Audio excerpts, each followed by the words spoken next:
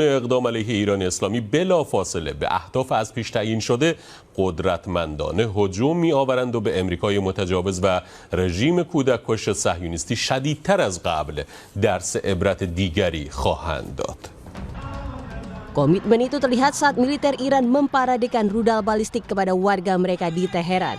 Warga Iran yang tumpah ruah ke jalan meneriakan yel-yel anti-Amerika dan slogan-slogan anti-Israel. Dalam pawai itu, sejumlah pasukan militer pun membawa senapan serbu bergaya Kalashnikov di atas rudal yang menyerupai rudal balistik Qadar. Jenis rudal Qadar punya kekuatan melepaskan bom tandan yang akan menyebabkan puluhan hingga ratusan bom kecil ke area yang sangat luas. Iran telah beberapa kali menggunakan rudal Qadar ini untuk menyerang Israel dan aset-aset Amerika Serikat di Timur Tengah. Saat bersamaan, situasi di Selat Hormuz juga membuat konflik di Timur Tengah kian pelik. Trump tetap memerintahkan marinir Amerika Serikat memblokade kapal dari dan menuju pelabuhan Iran, meskipun gencatan senjata diperpanjang. Gedung Putih Amerika Serikat mengklaim Iran kehilangan 500 juta dolar atau setara 8,5 triliun rupiah. AS juga mengklaim Iran mengalami perpecahan internal akibat perang ini. He's maintaining and generously offering a bit of flexibility to a regime who has been completely tarnished because of Operation Epic Fury.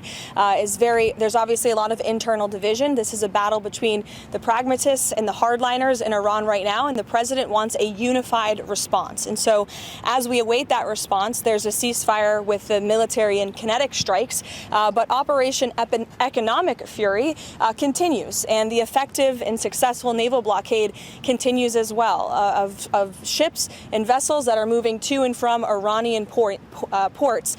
We are completely strangling their economy through this blockade. They're losing $500 million a day. Dosen ilmu politik Universitas Udayana Evata Filomeno Borromeo Duarte menilai Trump memperpanjang gencatan senjata untuk menghindari serangan Iran ke wilayah Teluk, lokasi sejumlah basis militer AS. Tapi lebih dari itu, ia menilai Trump sengaja mengulur waktu untuk menekan Iran secara ekonomi melalui blokade di Selat Hormuz di tengah produksi minyak Iran yang semakin menipis. Amerika tahu bahwa batas dalam produksi minyak Iran itu sampai tanggal 26 April. Ketika nanti tanggal 26 April ya tidak banyak minyak yang akhirnya diproduksi secara masif, otomatis banyak yang depleted karena banyak yang berair begitu ya. Nah ini kan tanda bahwa mereka ingin adanya salah satu kerusakan secara masif dalam operasi-operasi yang sudah dilakukan baik dalam operasi ekonomi dan juga bagaimana Iran itu memproduksi minyak sampai saat ini. Kan mereka bisa saja memperpanjang atau menahan dan mereka tahu bahwa ini adalah salah satu algojo terbaik mereka, yaitu memainkan waktu. Pakar geopolitik dan keamanan Wibawanto Nugroho menganalisis dinamika perang AS dan Iran semakin tak pasti dan mengkhawatirkan saat Iran masih memblokade Selat Hormuz. Wibawanto melihat ketegangan di perairan Teluk Persia melebar ke wilayah Indo-Pasifik di mana posisi geografis Indonesia terletak di tengahnya. Karena ini sudah melebar ke Indo-Pasifik gitu. Ya, ini menjadi concern saya. Kalau sudah melebar ke Indo-Pasifik ya, Indonesia itu di tengah kalau di dalam perspektif Indo-PACOM tuh dari US Indo-Pacific Command ya. Di itu ada kekuatan nuklir, semua kekuatan nuklir ada di situ, minus Israel aja, semua yang lain ada di situ. Dan dari 13.000 arsenal nuklir itu kan mayoritas berarti ada di Indo-Pasifik. Nah ini menjadi concern nih. Dan choke point satu lagi dari 9 choke point utama di dunia setelah Bab El Mandab, setelah Suez, Bab El Mandab dan juga Hormuz ya itu Selat Malaka. Gitu ya. Jadi kita harus aware sekali gitu dari segala aspek nih Indonesia harus position strateginya. 20 April lalu, militer Amerika Serikat menahan kapal tanker MT Tiffany di perairan Samudra Hindia. AS mengklaim operasi ini bagian dari penegakan sanksi maritim global terhadap jaringan yang diduga mendukung Iran.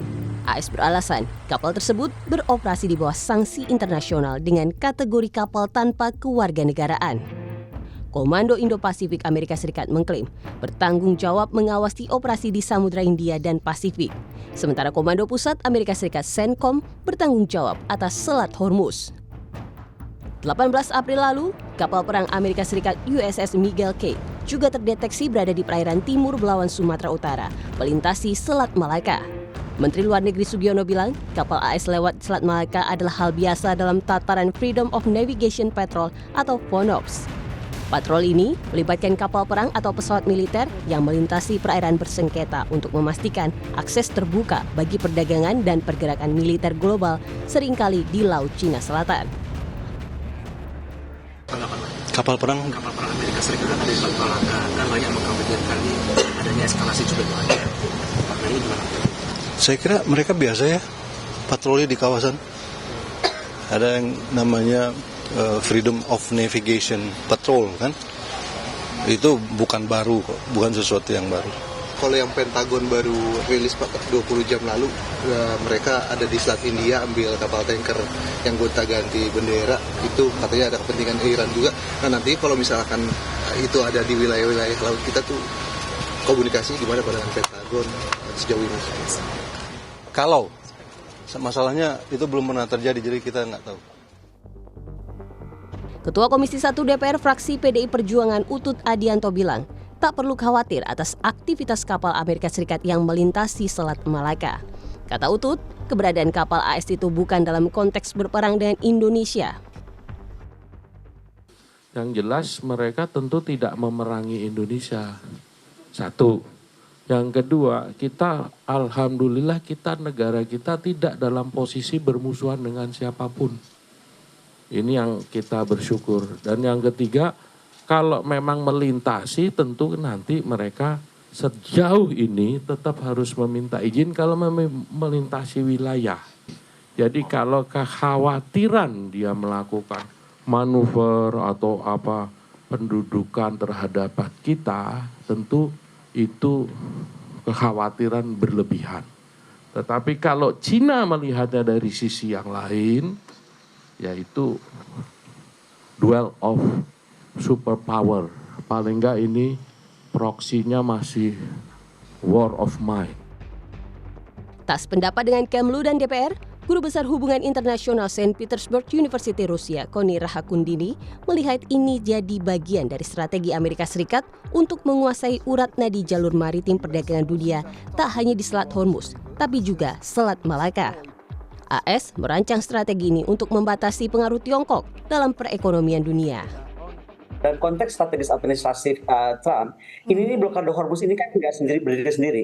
Dia itu adalah gabungan dari manifestasi maritime choke point dominasi Amerika Serikat dengan teori Mahan. Jadi dia ingin apa? Amerika itu sekarang ingin menguasai urat nadi tujuan dunia, urat nadi milik dunia. Kita lihatnya begini, jangan lepas cuma Iran. Kita lihat ya ancaman Trump sejak 2025 terkait mengambil kendali terusan kanal. Lalu sekarang Hormuz diblokir ya kan, atau ingin terus memblokade Hormuz. Nah yang ketiga, bagaimana dengan Indonesia MDCP kemarin, walaupun memang betul kita punya UNCLOS, kita punya AKRI, mereka boleh melewati kapal perang dan lain dan sebagainya, tapi kita mesti paham ini tuh ada strategi terintegrasi dari misalnya strategi economic coercion, naval interdiction, dan alliance building untuk mengamankan 3 choke point kunci yang saya sebut tadi, Panama dan Malaka di Asia Tenggara. Jadi kalau kita lihat, strategi ini dirancang untuk menguasai jalur vital dunia karena persaingan ekonomi dunia utamanya antara Cina dan Amerika Serikat. Sementara itu, Qatar yang menjadi salah satu sekutu AS di kawasan Teluk mendukung perpanjangan gencatan senjata antara Amerika Serikat dan Iran jika pembicaraan yang dimediasi Pakistan gagal menghasilkan kesepakatan antara kedua pihak. Qatar juga menyerukan penutupan Selat Hormuz berakhir dan menyebut terus menjalin komunikasi dengan berbagai pihak dan memantau situasi secara cermat. التي أودت بحياة الكثير من الأشقاء هناك في لبنان وأدت إلى نزوح أكثر من 1 مليون من الأشقاء في لبنان. طبعا نحن رحبنا بأن يكون هناك وقف لإطلاق النار واعتبرنا هذا خطوة أولية في إطار خفض التصعيد وأكدنا ضرورة الالتزام الكامل بوقف إطلاق النار والبناء عليه وأن كل هذه الانتهاكات لوقف إطلاق النار يجب أن لا تمر دون وقفة دولية واضحة ونحن نأمل طبعا أن يسهم الإعلان. Pasca AS mengumumkan gencatan senjata sepihak, Perdana Menteri Pakistan Shehbaz Sharif bertemu dengan Duta Besar Iran Reza Amiri Moghadam di Islamabad. Pertemuan ini jadi upaya Pakistan menjaga peluang negosiasi Amerika Serikat-Iran. Pakistan dan sejumlah negara yakni Turki dan Mesir masih berupaya membuka peluang negosiasi AS-Iran Jilid 2 meski Iran tak kunjung mengirimkan delegasinya.